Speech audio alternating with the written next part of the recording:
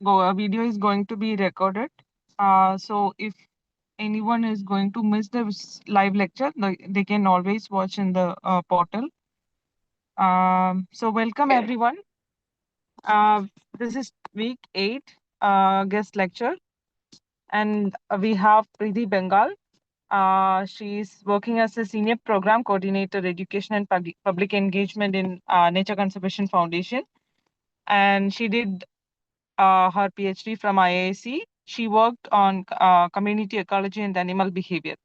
She studied animal interactions in mixed species flocks and how the community composition, and she also studied the functional links in these mixed species flocks for her PhD. And she also part of the long-term monitoring ecological projects. Yeah, so I'm sure that today this is going to be a great session about mixed species flock. So please ask your questions in the live chat after the session ends. Also, we got, I think, one question in the discussion forum. I will ask at the end of the session. So welcome, Preeti. All right. Yes, thanks. Thank you, Amrita. Good to have you all here, those of you who have been able to join us live today. Amrita has already done a short introduction about me, so I won't spend too much time doing that again. But hello and everyone and welcome, and happy that you're all here. Let me try and share my presentation screen. And please tell me if it's visible. I will share entire screen. Yeah. Yes, we can. Yeah, your screen is visible. I mean, your presentation. Yes. Yes, my presentation is visible. Okay, Yes. great, perfect.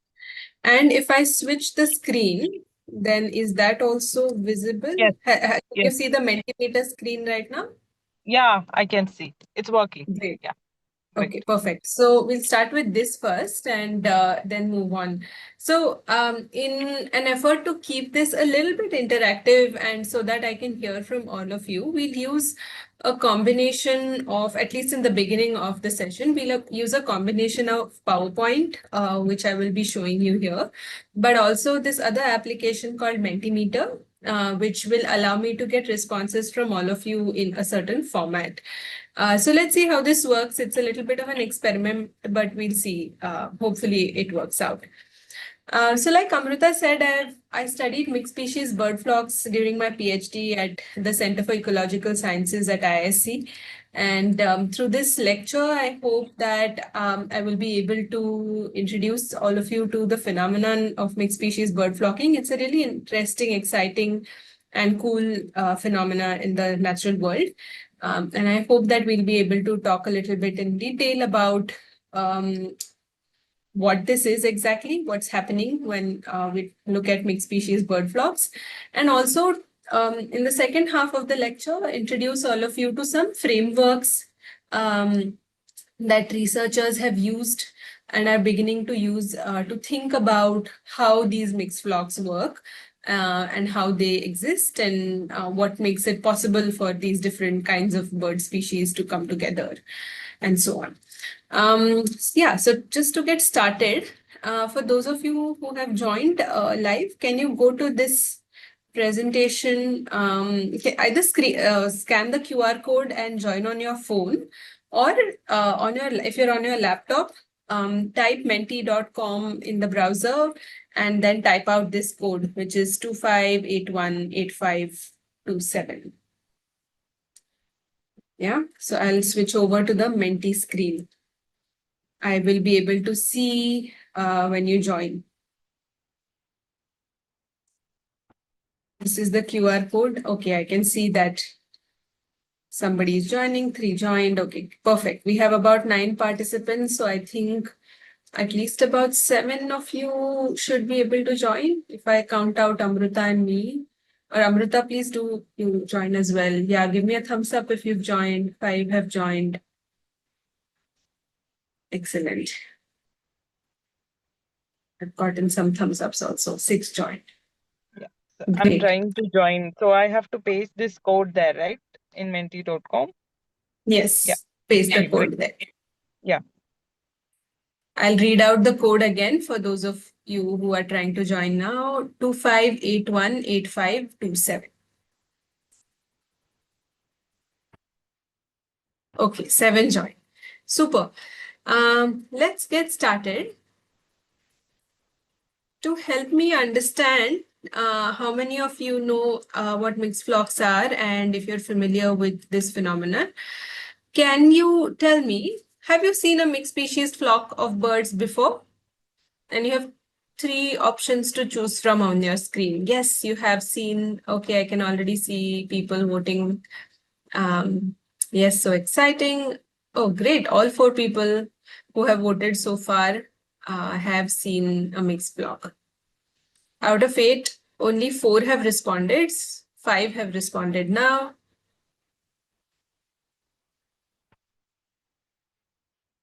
Yeah, this is just for me to get an idea of how many of you have seen a mixed flock, have an idea of what happens in a mixed flock. And also so that we get familiar with menti.com. We'll be using this only for the first 3 or 4 slides of the session. After that, we'll move back to PowerPoint. So don't worry about it too much if you're not familiar with the platform. If somebody has newly joined, can you quickly scan this QR code that's on your screen and join Menti, or go to menti.com and paste this particular code on menti.com and you'll be able to join.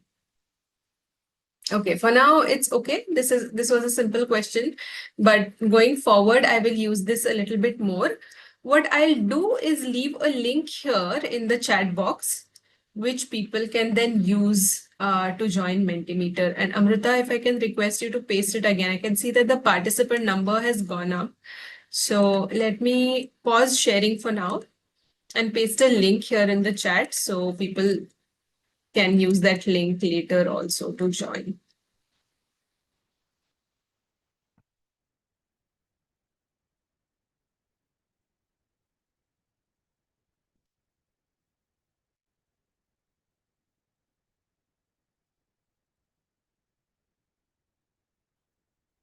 Yeah, there you go. In the chat box, I've pasted a link and I have also pasted the QR code and the number. So I request people who have just joined to scan this QR code or go to menti.com and paste this, type out this number so we can all participate in some of the discussion going forward. All right, I'll go. Austin is asking a question. Birds of prey like raptors can form mixed flocks too, right? Okay, we'll get to that, Austin. Let's revisit your question in a little bit again.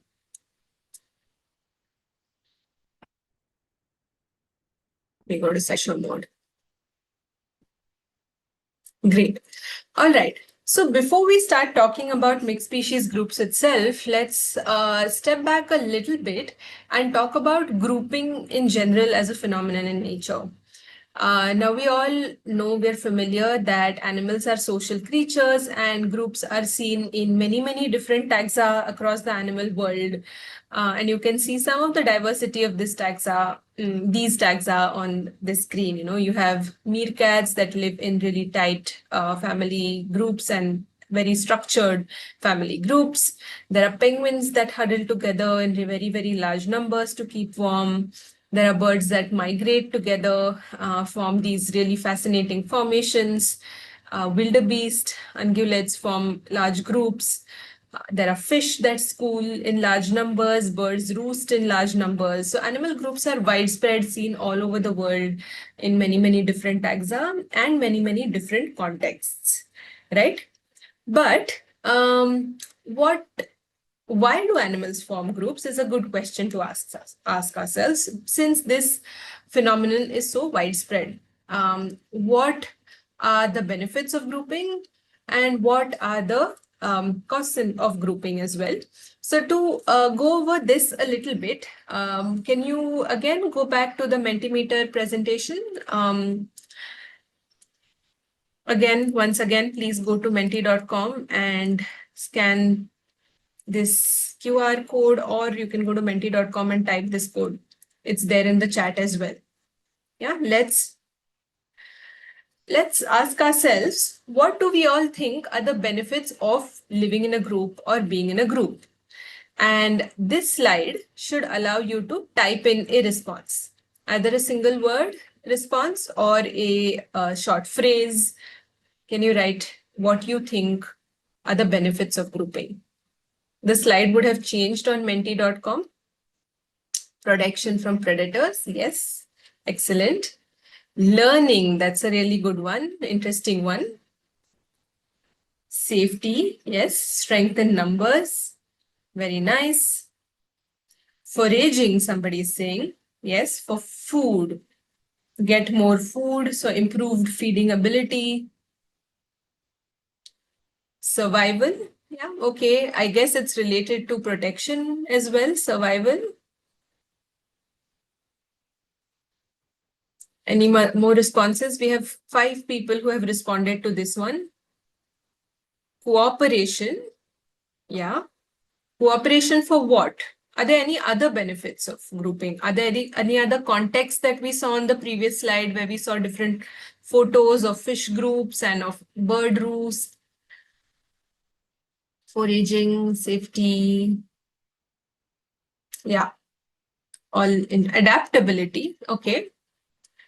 Would be nice to know what you mean more about adaptability. Maybe you can type on the Zoom chat.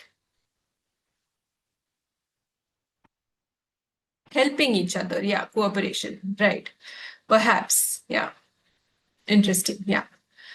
Great. We have about 7 responses. I hope others can also look at Menti. We have 15 people who have joined on Menti. So I hope that you can respond. It will be great if we have more responses. Okay. So we've looked at some of the benefits of grouping that all of you have put in. Now, can you also think about at the same time, what are the costs of being in a group? The slide should have changed on your Menti presentation. What do you think are the costs of grouping? What are the downsides of being in a very large group?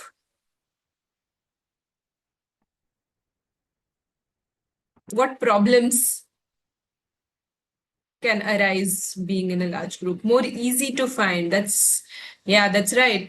What you mean is that you're easy to spot because you're a large group, you're conspicuous. Yeah. There's increased competition for various things. Yeah, correct. There's increased competition for different things, for resources. Yes, for example, food needs to be shared between individuals in a very large group. Resources will be divided across different, competition is a very large one. Pairing. I don't know what you mean by pairing. Perhaps you can type it out in more detail in Zoom chat. Resource competition is a big one. Competition in general, which can lead to conflict, which can lead to direct conflict between individuals. That's right. Are there any other new ones coming up? Disease and parasites, that's a great one.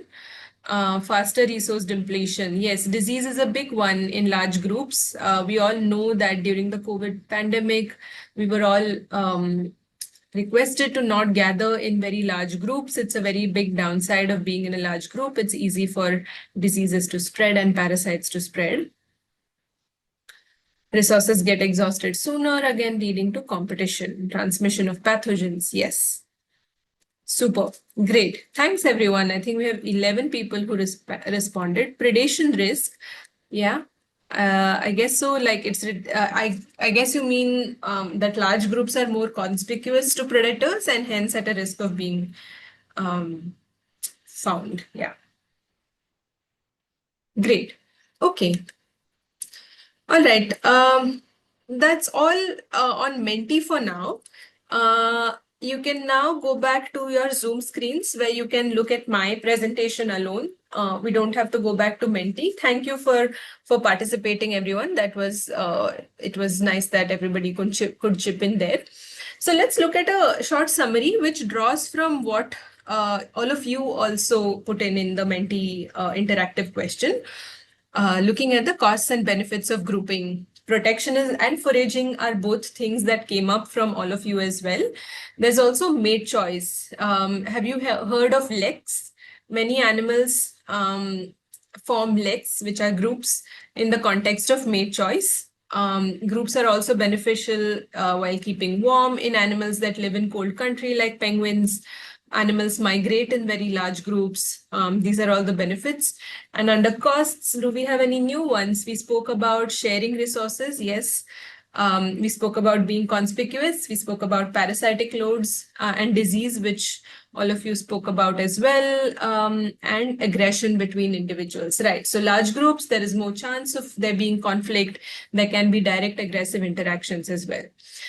So yeah, we've all primed ourselves to the costs and benefits of grouping, but the context so far that we were talking about were in single species groups. The examples that also I spoke about in the previous slide were related to single species groups. But today, the topic that we are discussing is mixed species groups. And these mixed species groups, as the name suggests, consist of multiple species coming together to form a single group. And they're seen in different kinds of taxa.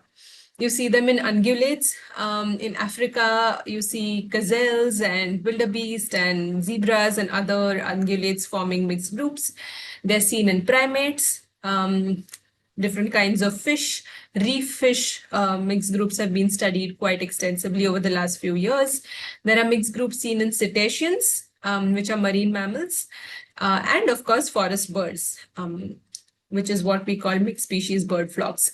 Among all of these, actually, forest birds have been very popular. Most of you who joined the first slide, who had already joined when we spoke on the first slide in Mentimeter, said that you have seen a mixed species flock of birds, which goes to say that forest birds are quite popular. They're extensively studied. They have been well documented from across the world, right? But what exactly are mixed species bird flocks? Let's try and define them, right? These are roving groups of insectivorous birds of two or more than two species, right? These are largely insectivorous species that come together and move together. They're all predominantly passerine birds. I won't say that there are no exceptions, but predominantly passerine birds that are together in a very particular context, which is feeding. They're all foraging together. They're looking for food. They're searching for insects and moving, right? Roving groups. These groups also stay together for a given amount of time. It's a part of defining what you call a mixed flock. They stay together at least for a certain amount of time. They're not just chance occurrences, and they are moving together. So this kind of encapsulates how one would define a mixed species bird flock. Let's say when you were to study mixed species bird flocks. But what are not mixed species bird flocks that we are talking about in today's class, right? They are stationary associations. They are, for example, you may all have experienced a fruiting banyan tree in your neighborhood or a fruiting fig tree in your neighborhood where lots of different kinds of birds come together. But why are those birds together there? It's primarily because of an external stimulus, which is the fig. The fig is a very highly nutritious resource that is attracting these birds. Or let's say there is a large flowering bush in your garden and lots of different sunbirds and bulbuls and all kinds of birds are coming, white eyes are coming to the flowering bush. But again, the reason that all of these birds are attracted to the bush, there are multiple species, yes. They are mixed species associations, yes. But that's because of this external stimulus. In a mixed species foraging flock of insectivorous birds, insectivorous forest birds that we are talking about today, the flock itself is the reason for its own existence, right? They're together because there are these different species that are together. Yeah, and we'll see more when we talk further about this. They're also found all across the world, as I've already mentioned, in all continents almost, except Antarctica. And this map gives you broad overview of all the locations from where mixed species flock studies have happened all across the world. It's from a review paper by Eben Goodale et al. And you can see how widespread flocking studies are. Some of the earliest records of mixed species bird flocks have been made really long ago. Bates, for example, was a scientist who was working in South America, and in his book volume called A Naturalist on the River Amazon, he has documented mixed flocks in a really interesting fashion. And I'll give you a minute to read this. I'll read this out also with you. Bates goes to describe mixed flocks in his book. He says, one may pass several days without seeing many birds, but now and then the surrounding bushes and trees appear suddenly to swarm with them. There are scores and probably hundreds of birds all moving about with the greatest of activity. The bustling crowd loses no time, and although moving in concert, each bird is occupied on its own account in searching bark or leaf or twig. In a few minutes, the host is gone and the forest path remains deserted and silent as before. And if any of you have ever tried to follow mixed flocks or tried to search for mixed flocks in an evergreen forest, I think you would relate to this experience. I would go through the exact same thing. For days, you wouldn't see a bird, but then there'll be days when you see so many of them and they're together in this mixed flock, so much activity. Each bird, each individual looks super busy, pecking at bark, looking under leaves, um, you know, turning leaf litter and so on. And then suddenly they come like a bird wave and pass like a bird wave. There's a huge diversity of birds in mixed flocks very often. And across the world, this diversity also varies. For example, in tropical flocks, in the neotropics in Southern America and Central America, the flocks can be really large. People have recorded up to 50 to 60 species in the neotropics in a single flock at a given time. In temperate flocks, there are as few, the other extreme, as few as 2 to 3 species in one flock. So really tiny associations. At one end, you have these 50, 60 species in a single flock. At the other end, you have just 2, 3 species. But somewhere in between are the flocks back home here in the Western Ghats, up to 20, 25 species. I think that within the diversity of flock systems in India, in the Himalayas and in Northeast India, you would see slightly more diversity perhaps. In the Western Ghats, this is 20 to 25 species is not an average. The average would be much lower. The higher extreme is about 20, 25 species, but in Northeast India, I'm sure this number goes up quite a bit. In the Western Himalayas also, it will go slightly higher than 20, 25 species sometimes. In many cases, a very large proportion, almost 50% of the total bird fauna of a region is known to participate in mixed flocks, which goes to say that how important this particular phenomenon is to survival of bird species. And seemingly really different species participate in flocks, right? If you look at this painting, this beautiful painting, you can see that there are birds that like woodpeckers that are pecking bark. There are birds that are catching insects mid-flight. There are understory birds. There are canopy birds. They are all different sizes and shapes and structures and colors. There's so much diversity. But then how do all of these birds come together and why are they together?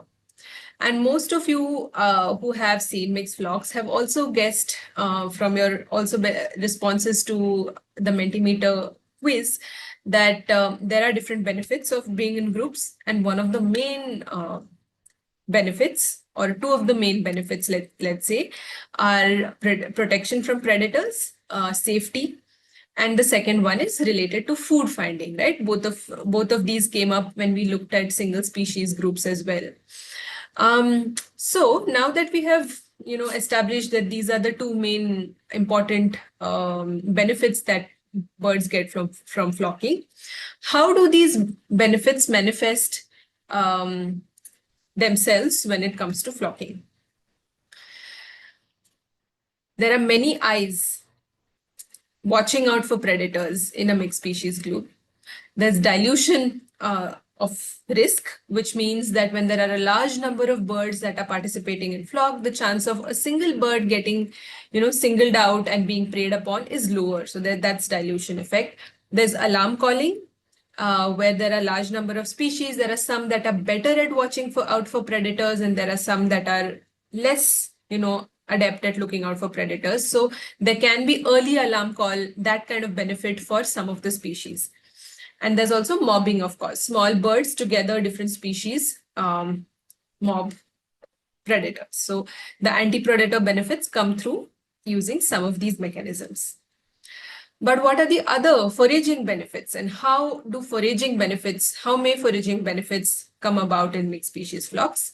There can be copying of feeding locations, where one species follows the others, and then the effort that is spent in looking for food reduces. There are some species that flush insects while they are actively feeding and looking for insects themselves, and other species that follow them. We'll see examples of this going further. There's kleptoparasitism, where some species are known to snatch insects that are found by other species. This can happen in single species groups as well, by the way. Kleptoparasitism, it's well studied and well known across the animal world, all over the world. Overall, there is less time spent being vigilant, searching for predators and being alert, which means that then there is more time overall for every individual in the group to be feeding. And a couple of examples, this is not just all theory, but has also been studied. If you look at these two graphs, you can see that on the top graph, there's the individual proportion of time spent in vigilance versus group size, right? You can see that as group size increases, as the flock gets larger and larger, the proportion of time that an individual has to spend being vigilant in a flock goes down. And at the same time, the individual proportion of time spent foraging in the graph below, you can see, goes up with group size. So clearly, these benefits are kind of coming out through some of the studies that have been done all over the world. What are some of the common bird families that you see in flocks in the Western Ghats? Here you can see that we have minivids, species like minivids, drongos, woodpeckers, trogons, babblers, paradise flycatcher. They're not true flycatchers, but in the family Monarchidae. There are bulbuls, nuthatches, you have cineristids, and so on. But these are just examples of families in the Western Ghats. They're, like we discussed, they're found all over the world. So some examples of families from the neotropics are tanagers, and there's Tyranidae, there's Paralidae, there are corvids, and so on, just to give you a flavor for what kind of species participate in mixed flocks. And while all of these birds come together, there are interesting things happening. There are different behavioral traits that are coming together. There are different behavioral strata, like foraging strata, that are coming together. And to give you a understanding or a brief overview of what kinds of behaviors are seen and what kinds of strata species occupy when feeding in mixed flocks, here are some examples, right? There are species that sally, which mean that they fly out and catch insects mid-air. You can see in the top left here. There are species that sally glean, which means that they fly out but eventually pick insects off of leaves. There are bark probing species such as nuthatches and woodpeckers and so on. And then there are gleaners that intensively search leaves and pick insects off of leaves. There are, of course, searchers which use a combination of these different foraging techniques. And there are ground foragers that feed primarily on the ground in the leaf litter. Then there are birds that use different strata of the forest. There are canopy species, there are mid-story species, there are understory species, and not all flocks will have all of them. There are some flocks that may have exclusively canopy species, exclusively understory species, but several flocks, especially large flocks, that will have a mix of all of them. There are different group sizes that you see. The flock painting that we looked at had multiple species that were in pairs. There were some that were in small groups, but there are also some species that participate alone sometimes primarily.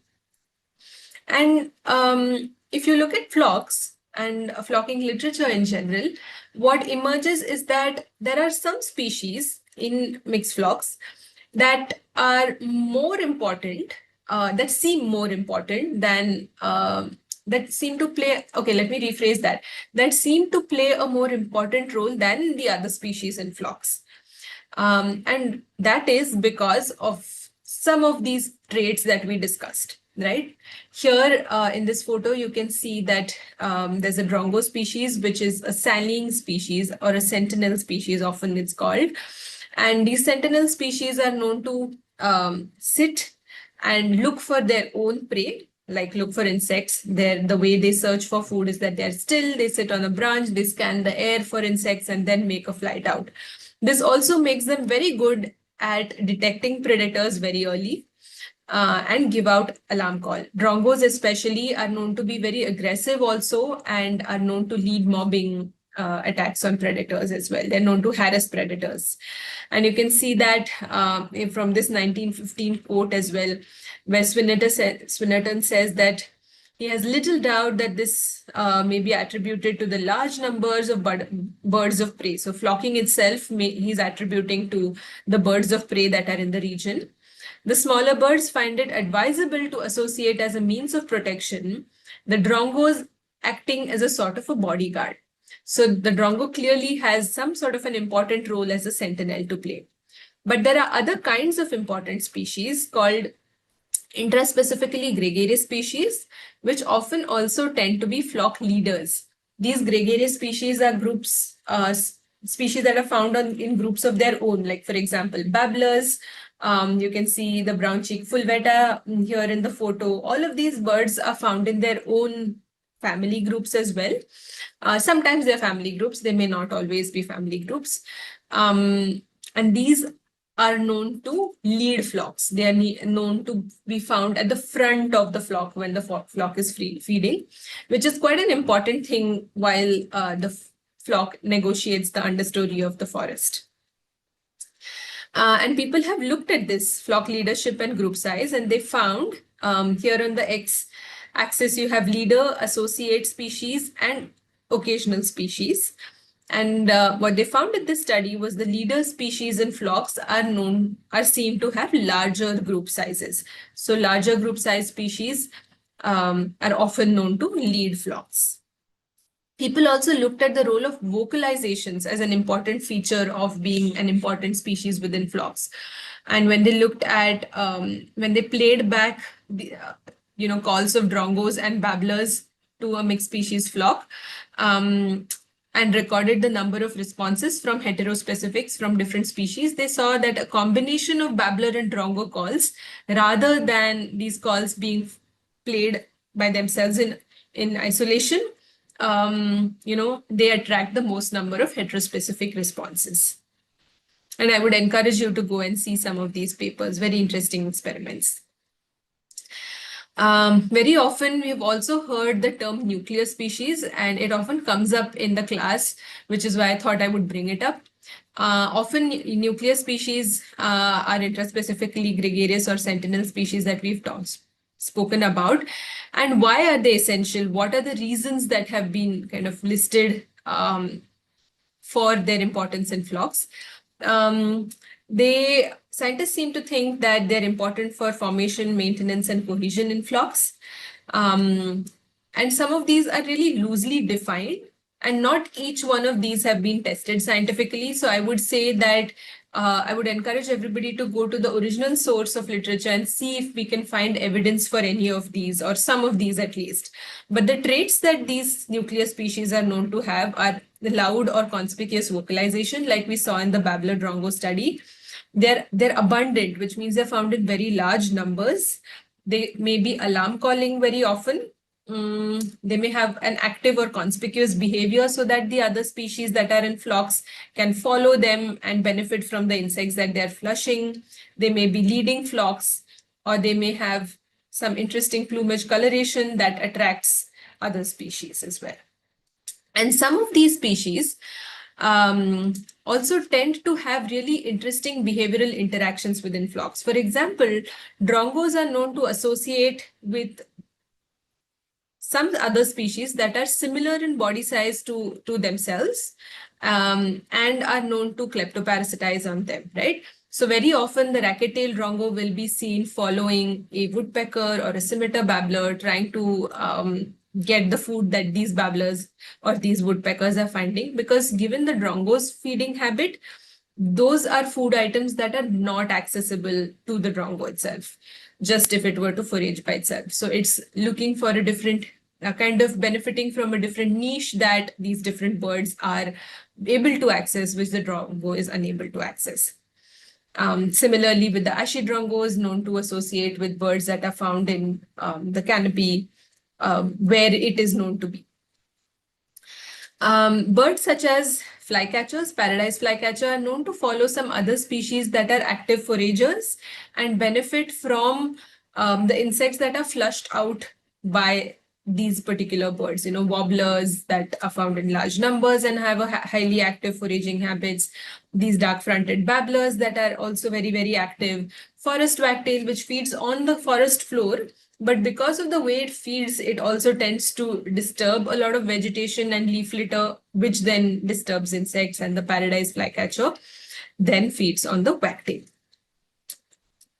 All right, I'll pause for a second here and see if there are any questions at this point. Maybe we can take a question or two before I change gears.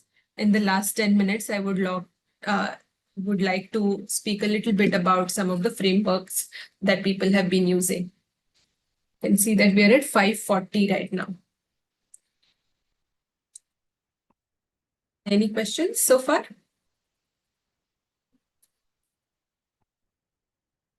Also, feel free to raise your hand and interrupt me if something is too fast and you're not able to follow.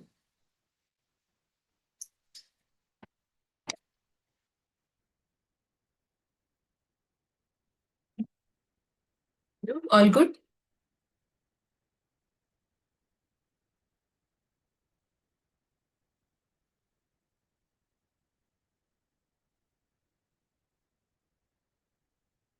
Okay, let's move forward then. Okay, so far we have seen through the course of the initial few slides and after we started talking about mixed species flocks, that these are all birds that are insectivorous. These are birds that are small-bodied. One second. Yeah, these are birds that are small-bodied. These are birds that feed in a certain stratum. But competition theory in ecology states that similar individuals will compete for resources, and we also identified that that could be one of the costs of being in groups. So similar individuals should not be flocking together, right? So in a given community of mixed species flocks, we expect that there should be more dissimilar species than one would expect by chance, right? Does that make sense? That because there is so much competition, species and flocks should be more different from each other than expected by chance. But what mixed flocks allow us to do is to look at this in a slightly different manner. And I would like to kind of draw all of your attention in once again and request you to pay close attention to this, because some of these are interesting concepts, at least interesting to me. So if at one end we are to look at, can you see my pointer? I hope you can see my pointer. Let me see if there is a laser pointer mode. Okay, if at one end you have a mixed species group of birds, and the other end you have a single species group of birds, there are several things that change as you go from one end to the other end. But we can imagine that to be a spectrum. Yeah, we can imagine that there is low competition on this end because there are differences among these species, and these species are very, very similar. We can imagine that similarity between these two groups is different, right? So we imagine that here there is low similarity between species because they are mixed species groups, high similarity at this end. And one would expect similarly, because they are different species, foraging behavior similarity would be low at this end. So diverse feeding habits, and very, very similar at this end because they are exactly the same species. Now, what mixed species groups allow are for birds to be at a certain point on this spectrum for a given trait. So maybe very high in body size similarity, but very low in foraging behavior similarity. right? So mixed species groups, if you look at pairs in mixed species groups, there can be very low foraging behavior similarity. So for example, there could be a species that sallies and the other species that gleans. So there would be very low similarity with them, between them, and hence low competition. And at the same time, they could be very similar in body size, which means that they would still share the same predator. So studies have found that similar species associate more in flocks, and there are examples of large-bodied flocks and small-bodied flock types. But what mixed species flocks allow are for species to be pairs of species to be similar in one trait and dissimilar on another trait, and hence species using this overall framework may avoid competition. At the same time, there are different kinds of benefits that species can derive from being in mixed flocks. And there are different degrees of benefits, like amount of benefits that species can derive from being in mixed flocks. Now, what do we mean by type of benefits? It can be the same kind of benefit. For example, not all birds that are in a flock are there for either foraging benefit or anti-predator benefit or some other benefit, right? It can't be uniform across the board. There may be some species that are benefiting just from the overall group size. There may be some species that are benefiting from these feeding interactions, right? Like I showed you the example of a paradise flycatcher for feeding behind warblers and babblers and so on. So the paradise flycatcher probably is getting a direct benefit which is related to feeding. But for example, let's look at these two examples. A group of fulvetas and bulbuls overall are getting a higher group size advantage. So the benefit they're getting here is of group size, which means larger group size, possibly dilution effect. However, the monarch following warblers at the other end is a different type of a benefit, which is that the monarch is getting a feeding benefit, but the warblers here are getting a group size benefit, like a small increase in group size. So here it's a supplementary benefit. Here it's a complementary benefit when the type of benefit is different. Now, amount of benefit, right? Here, when one species joins another species, there is a very small amount of benefit that each species is deriving from being in that group. But here in this case, so, okay, let me put it this way. There's a difference in how much benefit each species is getting. For example, there is exactly one individual of the other species that is present, which means that both of these are getting exactly the same amount of benefit. And here in a bulbul and a fulveta group, there are two bulbuls. So the bulbuls are getting a very large benefit because there are 4 other fulvetas. So the group size overall has increased a lot. But if you see the fulveta groups, there are only 2 bulbuls, which means that the overall benefit when you look at the species pair is higher for the bulbul and smaller for the fulveta. Yeah, a little bit complex, but stick with me, please. So one can look at all of this in a framework where you look at asymmetry in the amount of benefit that the two social partners are trading and asymmetry in the nature of benefit that two social partners are trading. At one end, we have supplementary benefit, where it's the same kind of benefit that both pairs are getting, both individuals in the pair are getting, and complementary benefit, where it's different kinds of benefit. So here, maybe it's slightly clearer in a drongo and woodpecker interaction, where the drongo is getting a certain kind of food. If it manages to snatch the food that the woodpecker has found, and the woodpecker, on the other hand, in a larger group, will benefit from the drongo alarm calling. So it's a different kind of benefit, hence the term complementary benefit. Yeah, does that make sense? Stop me, okay, at any point of time if anything is unclear. We are towards the end. I will try to end a little bit sooner so that we have at least 10 minutes for Q&A. And this framework for species similarity can apply to different kinds of animal groups. For example, cetaceans, like I spoke about initially, fish groups, where the benefit is quite identical to every individual, which means it's supplementary benefit. Here in a meerkat and drongo association, it's complementary benefit. Here the egrets are benefiting from insects that the cattle are stirring up. So it's a complementary benefit. Whereas the cattle don't really derive any particular benefit. In some cases, cattle derive benefits in terms of birds picking out parasites. So very different kind. One is getting food benefit, the other is getting removal of parasite, that kind of benefit. So complementary benefits. So if you had to look at low similarity between species at one end and high similarity at the other end, one can imagine that complementary benefits go up, right? The feeding similarity between a drongo and a woodpecker is very small, and there's high complementary benefit on one end. And here the body size is very similar between monarch and paradise flycatcher, which means supplementary benefits are high. At the same time, the cost of competition is higher at the end of high similarity, and the cost of activity matching, so keeping up with each other, becomes very difficult in a diverse group. Cost of activity matching is high. So mixed species flocks are sort of kind of navigating all of these different kinds of complexities where the other species, that is your partner, is either similar to you or very different to you.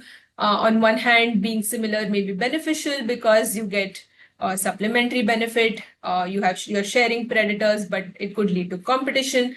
On the other hand, complementary benefit would mean that you're getting a very different kind of resource from being with this particular species, but then you have to constantly match your activity speed to keep up with these individuals. So mixed species bird flocks are a complex web of constantly negotiating all of these different kinds of similarities and benefits and cost-benefit trade-offs that are going on in these flocks. But apart from all of them, they're an extremely exciting phenomenon. I hope all of you have already had a chance to look at them. We have newer participants who have joined since the first slide. So I hope you've all seen a mixed flock. If not, I hope you see a mixed flock very soon and get a chance to think about all of these things that we have been introduced to in this particular framework that I spoke about. And quickly to summarize some of the things that we've seen, mixed flocks, like we said, are found worldwide. How do we define them quickly? There are two or more insectivorous bird species that flock together. They also move together while foraging. The participants that are in mixed species flock mainly derive two main benefits. One is related to feeding, foraging, and the other is protection from flocking. Protection benefit from flocking, protection from predators. There are known to be different species that are important for different reasons in mixed flocks. And then there are specific interactions in flock that lead in overall feeding benefits.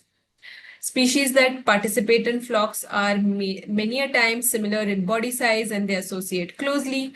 But in the last part of the lecture, we also saw that mixed flocks allow participants to be similar in body size, but at the same time vary in the kind of feeding habit that they use, and they can separate on these two different trait axes, and hence still manage to flock together without there being very high competition in mixed flocks. I will pause here. I can see that there are some questions in the chat. I mean, I'm done with the main content of the lecture, and we can take some questions and hopefully end on time as well.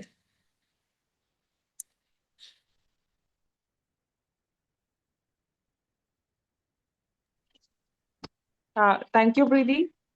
So should I read out the questions for you? No, that's okay. I can look at the chat box and take some of the questions. Yes. And Austin, I request you to please remind me your first question again as well. All right. So from Digvijay, do migrants and resident species join with the same mixed flock? How does that interaction work? Yeah, as a matter of fact, Digvijay, yes, both migrants and residents join same mixed flocks. Migrants visit in winters, and many a times mixed species flocking activity is also highest during the winters. So they're all in the same habitat using the same space. feeding in the same, on the same or similar resources, there's no reason why mixed flocks can't have both migrants and resident species um, as long as they are forest insectivorous birds using similar resources and they are using the same space. Yeah, very often you see mixed flocks that have both migrants and residents.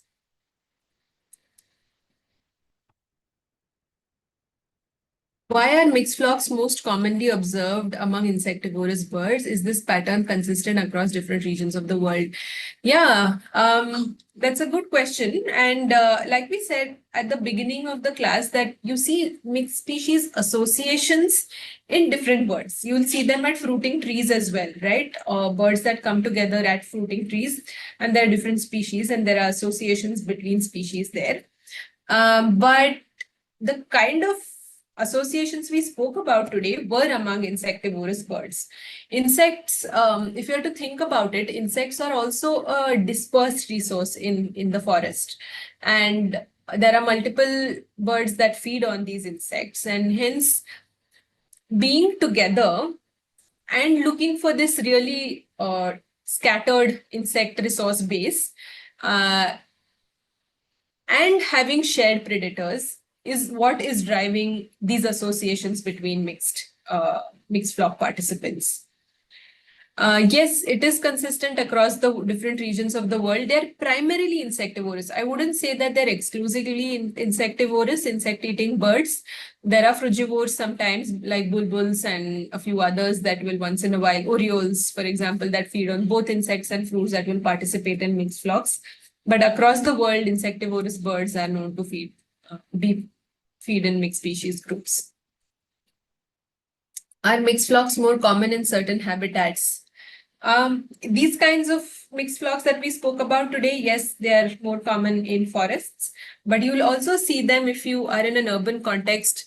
In your backyard, you may notice that at some point, white-eyes and great tits and sunbirds and some others will be together and feeding and foraging together, looking for insects. There may be prenias and tailor birds sometimes joining them. So I would just say keep your eyes and mind open and try to look for these mixed species associations around you. And if you're lucky, you might spot one as well. How can we determine for sure if a new species is actually part of a flock instead of just sharing the same foraging point or resource? What sort of test should I conduct? Yeah, great question, Austin, that it's related to defining your mixed flock, I suppose. Sorry. Generally, when people are conducting studies on mixed flock, you need to define the boundaries of what you would call a mixed flock or how you would identify a mixed species flock. And typically, people give it a time kind of constraint, a group of species that stays together for at least 5 minutes or at least 10 minutes and are moving together. So I would say you look for multiple things. You look for whether the species is with the flock and staying with the flock. Is it moving with the flock? And is it foraging while moving with the flock? And I would say repeated observations as well. So are you seeing that species consistently associating with these flocks? So to eliminate chance encounters, I would say look at time, look at whether the species is sticking around and moving, and look at whether there's repeated participation. There's no test as such. I wouldn't suggest you do a test, but just look for consistency in these few things that I was mentioning. Why only insectivorous birds form flocks? Like I said, it's not just insectivorous birds that are flocking. It's just the context today that we were talking about it. Frugivorous birds are also flocking together, perhaps at a fruiting tree, but they are not associating after they're done feeding on that fruiting tree. So you will see other bird species, other kinds of bird species also associating with each other in a mixed context, but they will typically not move together once they're done feeding at a particular resource. It was whether raptors can constitute a mixed flock. Yeah, that's interesting, Austin. You will often see different kinds of raptors, hovering, flying together. and it does seem like a mixed species association, I would encourage you to record it and record it consistently, and also search for other such reports from all over the world. I don't know, have you heard from other parts of the world whether raptors are associating with different species? It would surely be an interesting study to carry out and see if you find any consistency. Um, Very recently, when I was out in the field, we saw a bunch of different kinds of raptors that were hovering together, and it made me wonder what an interesting interaction that was. But an interesting example is raptors can sometimes participate in mixed flocks. For example, look up this paper by Hari Sridhar where he's reported a black baza, which is typically a bird of prey, participating in mixed flocks with insectivorous birds because it also sometimes feeds on insects. So it's participating in a mixed flock with other insectivorous species. What advantage do bulbuls bring to the flock? Yeah, that's a question that will, it allows me to make the point that not every single bird will bring an advantage to the flock. It's bringing in numbers. So for example, two bulbul species are bringing numbers, right? It's increasing the flock size from 4 to 6. So it's bringing in those numbers. One can't undermine that particular, contribution, although one can never test whether that increase in group size has one could potentially test, but not in a wild setting, whether that increase in group size has made a difference. It has, of course, increased the group size itself. So in terms of group size, a bulbul is increasing the group size of the overall flock. But even if a species is not really bringing much benefit, it's not like the flock will not, will kind of abandon that species. It's not a larger phenomenon where birds will kind of drive away a particular species. There may be some birds that are just, what do you call them? Kind of piggybacking on the flock. They are benefiting, but they may not be contributing a very large benefit to the mixed flock itself. Mixed species and water birds. Are there any specific things we have to keep in mind while observing them? In water birds, I would say just record them more and more. There are very few studies so far on water bird mixed species association.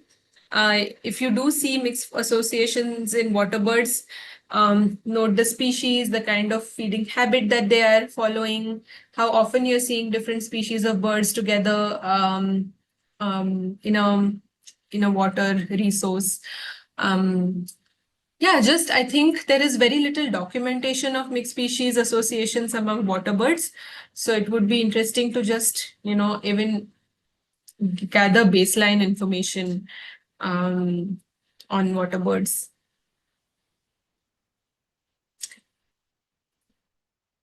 You can see some more questions. Who initiates mixed flock associations and how is it done?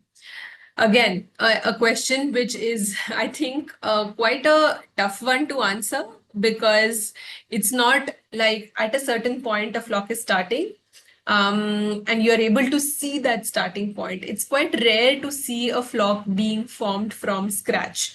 Very often when you encounter a mixed species flock, you can see that there are a certain kind of species. But seeing a flock start from a single species, grow to a second, and then the third and the fourth species joining is really tough. But it's speculated, and one could do playback experiments to potentially see whether which species are the ones, the calls of the species are the ones that are attracting different kinds of birds. And I think it would be an interesting one to do in the out in the field. And like you saw in the experiment that I spoke about during the talk, that when they played back drongo calls alone and babbler calls alone, the responses were kind of similar and comparable, but a combination of two of both babbler and drongo calls gave more responses from heterospecifics. So it's a really tough one, who initiates the mixed flock, but I hope someday we'll know the exact answer to that. What are some of the unanswered or unknown questions on mixed flock research that is going on, or you would love to know? That's a good one. Actually, there's so much that one can do if we were able to track these birds a little bit more closely if we were able to put small GPS tags on birds and then follow them. I wish one of my favorite projects was also to see how drongos are associated, drongos and their relationships with different birds within mixed flocks. For example, drongos are known to kleptoparasitize, right? On different species, they're known to follow species and steal. Now, how is it then that the drongo is still apart? How is that relationship kind of evolved? Drongos are still part of mixed flocks, and birds are never seen to mob drongos or drive away drongos. So, how does a drongo distribute its time following different host species? If it's a parasite, then is it distributing its time following different species in mixed flocks? How does that relationship pan out as well? So yeah, so many unanswered questions, behavioral questions in mixed flocks. Drongos are some of the most interesting ones that I would like to study a little bit more in detail, or I would hope that somebody else does. Yes, Uh, Amruta. yeah. So I know it's almost time to wrap up. Yeah. We have one more question in the discussion forum. Actually, this is asked like a day before. Mm. Should I send it in email or do you like to answer here? Sure. Either is fine. Perhaps I can send it on email and then you could post it on the discussion forum so that Sure. they are also able to read it. Yes, yes, I'll So do that. everybody who's signed up for the course Yeah, can read it. sure, sure. Yeah. Actually, this is in the live discussion session, so students are not able to see the question. Oh, I see. Okay. But actually, Sure, they you can can. see this video. Yeah. Okay. So I'll read Okay, out the then you can ask. question for you. Yeah. Yeah. So do birds in mixed foraging flocks learn new foraging behaviors from other species in the flock? Hmm. Interesting one. I don't think learning has been studied very well in this particular context. Whether the information on learning behavior itself is transmitted between species is an interesting one. One would have to look at some of the learning is a very well studied phenomenon in single species, right? Whether the chicks are learning from parents and how they're learning and how it's so innate. Some of the behaviors which we think are really complex in among birds are very innate. Birds are born with it. And but we also see that song is learned sometimes, and dialects among different bird species exist because there's so much learning and perhaps also innate behavior. But across species, I don't think uh, people have studied very much learning across species. So yeah, I don't know the answer to this question. We'd have to search the literature to see. Yeah, thank you so much, Preeti, for sharing your experiences and for this wonderful lecture, first of all. Yeah, so I can share if any questions pop up in the discussion forum and you can reply to that. Yeah, Yeah, I'll share absolutely. it. Thank you. Sure. Yes, thanks so much. And I would encourage everybody to also go through the last few slides. They are a little bit dense, but do go through them and let me know if you have any questions about those. And I'm happy also to send you all a link to a research paper that talks about this framework a little bit more in detail. So yeah, Thank you so much, Preeti, and thank you everyone for joining in. Thank you. thanks everyone. Bye. Bye.